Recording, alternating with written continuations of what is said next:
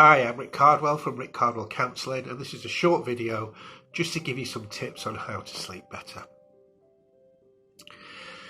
As human beings, we sleep for about a third of our lifetime. So what that means is our bodies are telling us that sleep is very, very important. We don't have a choice over sleep. Our bodies make us sleep. And the body makes us sleep for lots of really, really good, healthy reasons. Now, I'm not going to go into too much detail around the neurology of that, but what I want to do is just give you 3 little ideas that are going to help you sleep better. There are a lot of tips on my Facebook page on Rick Cardwell Counselling, and I advise you to go and read some of those and get some more of the tips to add to the ones that I'm going to tell you now. But I really want to, towards the end of this video, give you what I think are the 3 most crucial tips for getting good sleep to help you out. So, most people are used to feeling tired because they don't sleep well. And what that means is, because we have patterns of sleep and habits of sleep, we feel a certain way based on that sleep, and that's what we consider to be normal. But it's only when we've had a really good night's sleep that we feel really refreshed and we feel good about ourselves and we feel better. So it's important that we get as many good night's sleeps as we can, because that's when we're at our best. And we all know that, when we're really tired, we're really grumpy and really miserable, we're not fun to be around, like a tired 2-year-old stomping our feet and irrational, and our behaviour is just childlike when we're tired. So being tired doesn't benefit anybody at all, least of all ourselves. So it's very, very important that we learn to sleep and we learn to do it properly. Now, what happens when we sleep? Well, when we sleep, we go through levels of sleep. You may have heard about these: 1, 2, 3 and 4, and REM sleep, which is rapid eye movement. And your levels 3 and 4 and REM are the really good points of sleep that we need to get to benefit from sleep. Now, we don't really know why we need to sleep, but science is now showing that there's lots of good things that happens when we do sleep. Part of the good things that happen when we do sleep is, first of all, is our body heals itself. So our temperature drops by 1 degree, our blood vessels open up, and there's lots of healthy healing in the body while we're in deep sleep, sleep 3 and 4, which is really, really good for us. So that's a great reason for sleeping. We're healing our bodies. And that means that we're going to feel less tired in the day because our bodies feel healed. Also, growth takes place while we're asleep. It's important for young kids to get good quality sleep. That's why they sleep more as babies, because they grow more. Very, very important. They get those levels of sleep that they need to develop and to grow. And later on in life, sleep is clearly associated with the consolidation of learning. So if you're a student studying for exams and you're not going to get good sleep, you're not going to retain the same knowledge you would as if you consistently got a good night's sleep. So retention of knowledge and consolidation of learning happens during deep and REM sleep. So it's very, very important that we get to these stages for ourselves, for our work, for education, or just to remember more things in life and to be more sociable, to be able to connect with people better. Also known is sleep is really good for our brains to rest. Although there's a lot of electrical activity in the brain, particularly in REM sleep, the brain is actually cleaned out of toxins while we're in REM. And that's very important because that helps our brain to grow older and healthier. So we're less likely to create diseases such as dementia or Alzheimer's because of the build-ups of toxins. So REM sleep, deep sleep, is really important that we get good quality of it to look after ourselves for the future. Okay, so we know it's good for our body, we know it's good for our minds. Generally, sleep is great for us if we're getting the right quality and quantity of good sleep.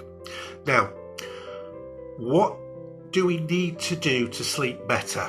Okay, so I'm going to give you 3 little suggestions now that I consider to be probably the most important, although there's lots of factors why we don't sleep. Anxiety is a big one of those, and people that are anxious don't really understand that they can still sleep a lot better by changing factors in their life to help them to sleep. Anxiety, it doesn't have to keep you awake at night, but that's a choice that people often make, not to tackle their anxiety or to put things in place to help them sleep. When they do, without fail, they pretty much work to give a better night's sleep. So, on my Facebook page, as I've said, I've got a full page on there that tells you a lot more tips than these. But the first tip, first of all, caffeine. So we know that people drink caffeine as a stimulant to wake them up in the morning to make them feel more alive. What caffeine does is it blocks the receptors, your brain gets tired, and caffeine blocks the receptors to tell you that you're tired. So although you still feel, although your brain is still tired, you don't feel it because you're not getting the signals to say that you're tired. So it's a bit of a false thing, really, caffeine. But it makes you feel okay. It makes you feel a bit more awake. But generally, your brain is just as tired as what it would be. It's a bit like breaking your leg and still running on it with lots of painkillers. It's not going to do you any good, but you might not feel the pain. So don't take caffeine after 2 o'clock in the afternoon. Caffeine will keep you awake. It's got a 9-hour half shelf life, so that means that if you have a cup of coffee at, say, 12 o'clock, necessarily by 9 o'clock in the evening, it's a bit like drinking half a cup of coffee. That's going to stimulate your mind. The caffeine will keep your mind running, and that will cause your brain not to be able to relax, to be able to get to the levels of sleep that you might necessarily need.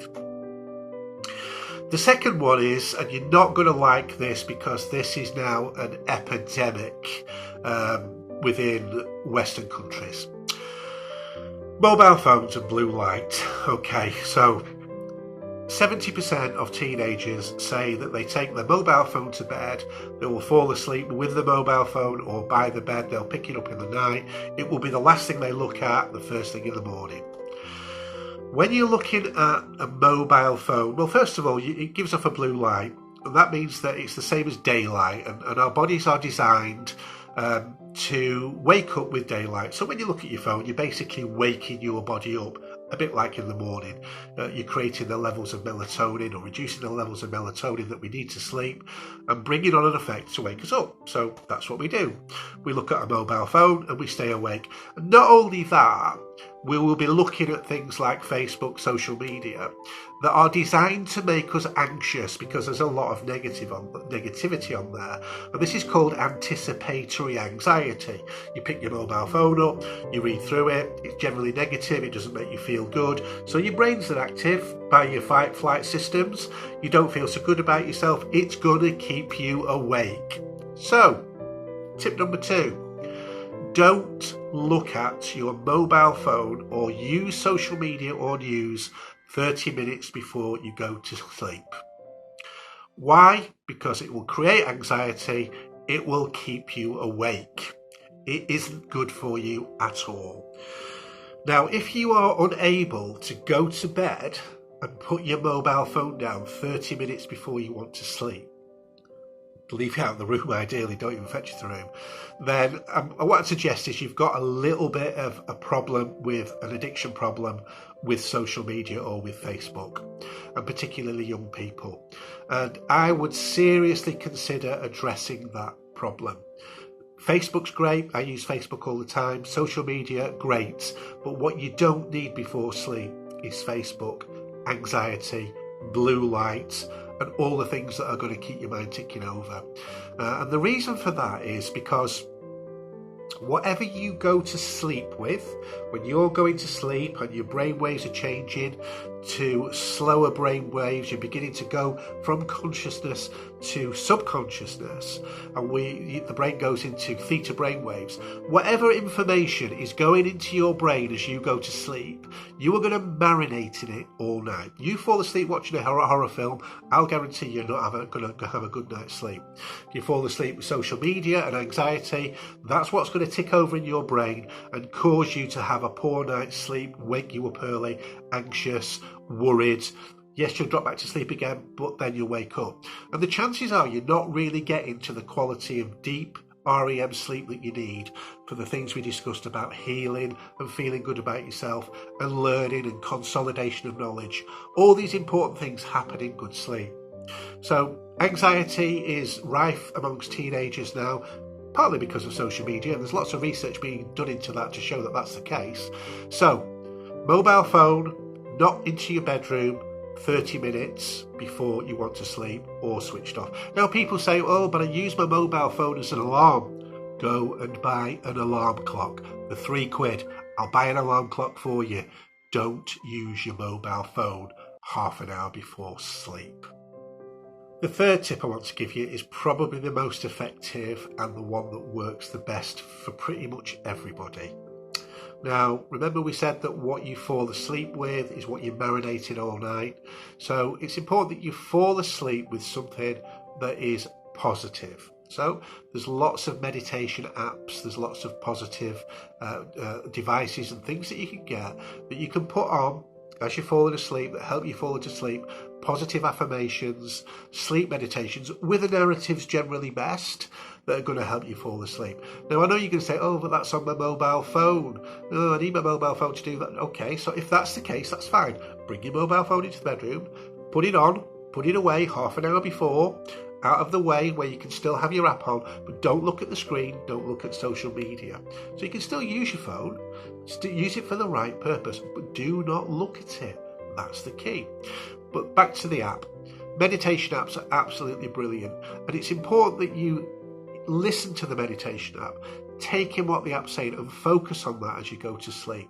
And what will happen is when theta brainwaves, before you drift off to delta brainwaves, which is sleep, that will take in the positive affirmations or the calming music or the nice things all about that meditation that's going to make you feel pleasant about yourself, and you will marinate in that all night and you will sleep better. You'll wake up less, you'll have a deeper sleep, a healing sleep, and when you wake up in the morning, you will feel more refreshed. Now, the next thing is, when you wake up in the morning, do not get out of bed till you feel positive. Don't think about your stressful day, your work, your emails, the drive to work. Stay in bed for 2 minutes and set your mind up for a positive day. Again, use an app. Just tell yourself how that today's going to be great. When those negative thoughts come in, just push them to one side and focus on something positive. Then you can get out of bed. So you're breaking your anxiety before you go to sleep and when you wake up in the morning. And hopefully, using the app properly, you'll have a much more peaceful sleep because you've been able to focus on what the meditation is that you've fed your brain before you've fallen asleep. So I hope that makes sense for you, those little tips. It's very, very important that you think about sleeping and getting sleep right because it affects the whole of our lives. So start today, start tonight, start tomorrow as soon as you can, but focus on what you're doing and listen to these 3 tips. Again, there's just 3 tips. There's more that you can find out about sleep. But it's when you start to sleep really well that you really value the sleep, because your habits now are living in not good sleep and not feeling so good about yourself. It's only when you've improved your life you can look back and realise how poor the quality of your life was, your thinking, your learning, your relationships, and how much better they are because you're sleeping well. So, if you got something out of this video, give me a thumbs up, give me a like my counselling website on Facebook. If you didn't like it, give me a thumbs down, leave some comments, whatever suits you. But I hope you can start to learn to sleep properly. It's the foundation of getting everything in your life in order. So thanks for watching.